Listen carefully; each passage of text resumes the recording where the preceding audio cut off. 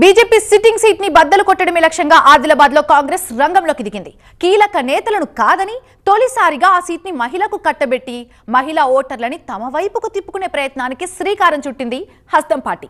కానీ అభ్యర్థి ఖరారై ప్రచారంలోకి దిగాక అనుకున్నంత జోష్ అయితే కనిపించట్లేదు. అక్కడ ఇన్ఛార్జ్ మంత్రి పర్యటనకు వచ్చిన రోజు ఆహా ఓహో అంటూ ప్రచారంలో పాల్గొంటున్నా ఆ తర్వాత అంతా సైలెంట్ అయిపోతున్నారట. ఇంతకీ ఎందుకు ఈ పరిస్థితి? ఆ నియోజకవర్గాన్ని హస్తగతం చేసుకోవాలంటే మంత్రికి ఒంటరి పోరిక తప్పదా? పార్టీ ఒకటి తెలిస్తే పరిస్థితులు మరోలా ఉన్నాయా? పాత కొత్త నేతల మధ్య సమన్వయం లేదా? భారమంతా సీతక్కదేనా? ఆదిలాబాద్ జిల్లా అంటేనే ఆదివాసీల కిల్లా. ఆదివాసీల ఓటు బ్యాంక్ టార్గెట్ గాని అన్ని పార్టీలు రాజకీయాలు నడుపుతున్నాయి.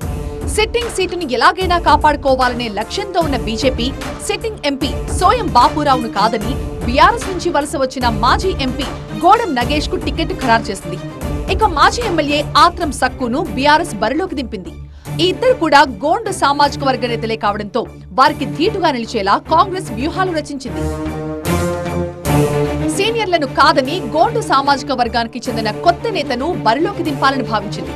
అనుకున్నట్లుగానే ఆత్రం సుగుణను ఎంపీ అభ్యర్థిగా ఖరారు చేసింది. ఆదివాసీ ఉద్యమ నాయకురాలుగా, ప్రభుత్వ ఉపాధ్యాయురాలుగా మంచి పేరున్న మహిళా నేత అయిన ఆత్రం సుగుణను ఆదిలాబాద్ ఎంపీ అభ్యర్థిగా ఫైనల్ చేయడంతో ఈ పార్లమెంటు పరిధిలోని మహిళా ఓట్లను గంపగుత్తగా తమ వైపు తిప్పుకోవచ్చని భావిస్తోంది కాంగ్రెస్. మహిళా నేతకు, అందులోనూ గోండు సామాజిక వర్గ నేతకి టికెట్ కేటాయించడంతో మొదట్లో కాంగ్రెస్ క్యాడర్ సంబరాలు చేసుకుంది. మహిళా ఓట్లతో పాటు పార్టీ ఓట్లు కలిసొస్తాయని, విజయాన్ని కైవసం చేసుకోవచ్చని ధీమాలు వ్యక్తం చేశాయి. ఈ పార్లమెంట్ బాధ్యతలు మంత్రి సీతక్కకు అప్పగించింది కాంగ్రెస్ అధిష్టానం. మరోవైపు ఆపరేషన్ ఆకర్ష్ తో పక్క పార్టీల నుంచి నాయకులను తీసుకొచ్చే ప్రయత్నాలు కూడా చేస్తోంది కాంగ్రెస్. అయినప్పటికీ కాంగ్రెస్ లో అనుకున్నంత జోష్ కనిపించడం లేదట. టికెట్ పై ఆశలు పెట్టుకుని నిరాశకి గురైన కొంతమంది బంజారా సామాజిక వర్గ నేతలు పార్టీకి దూరం అవటం, వలస వచ్చిన కీలక నేతలకు పాత క్యాడర్ కు మధ్య సమన్వయం సరిగ్గా లేకపోవడంతో అధిష్టానం ఒకటి తెలిస్తే క్యాడర్ స్పందన మరోలా ఉందా అన్నట్లుగా మారిందట. రాజకీయాలకు ఆత్రం సుగుణ కొత్త కావడం, ప్రచారంలో కలిసొచ్చే నేతలు కరువవడం, నేతలకు అభ్యర్థికి మధ్య సత్సంబంధాలు మరింత బలపడకపోవడంతో హస్తం పార్టీ పరిస్థితి అస్తవ్యస్తంగా మారుతోందన్న టాక్ నడుస్తోంది.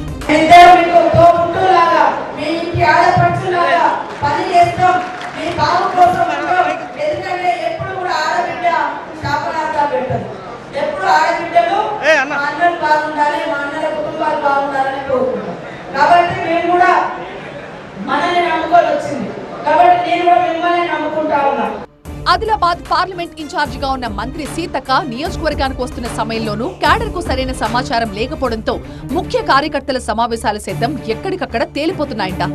అన్నీ తానే చూసుకోవాల్సిన ఎమ్మెల్యే బెడ్మా బొజ్జు సైతం క్యాడర్ ని సమన్వయం చేసుకోవడంలో విఫలం కావడంతో భారమంతా ఇన్ఛార్జి మంత్రి సీతక్కపైనే పడుతోందట. దీంతో చేసేదేమీ లేక సీతక్క ఒంటరి పోరాటం చేయడం తప్పడం లేదట.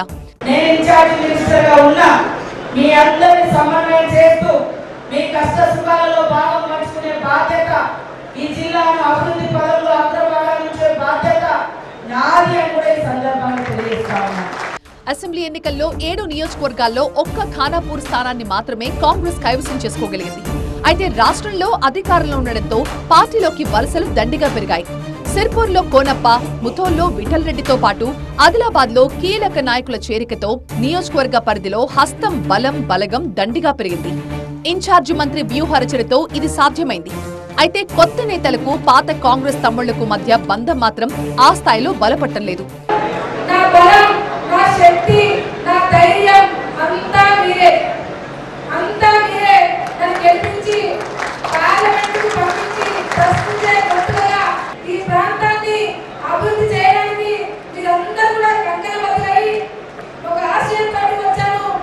ఓవైపు ఎంపీ సీట్ను మళ్లీ కైవసం చేసుకోవాలని బీజేపీ, ఈ ఎన్నికల్లో సత్తా చాటి తమ బలమేంటో చూపించాలని బీఆర్ఎస్ తీవ్ర ప్రయత్నాలు చేస్తున్నాయి. ఈ త్రిముఖ పోరులో గెలిచి నిలవాలంటే అంతా ఏకదాటిపైకి వచ్చి సమిష్టి కృషి చేయక తప్పని పరిస్థితి హస్తం పార్టీది. క్యాడర్ దండిగా ఉన్న లీడర్ల మధ్య సమన్వయ లోపంతో అధికార పార్టీ తేలిపోతోందట. ఇప్పటికైనా కాంగ్రెస్ గాడిన పడుతుందా? అంతా చెయ్యి కలిపి విజయం వైపు సాగుతారా? లేక మంత్రి సీతక్క మీదే భారం వేసి ఆదిలాబాద్ నేతలు చేతులు దులుపుకుంటారా?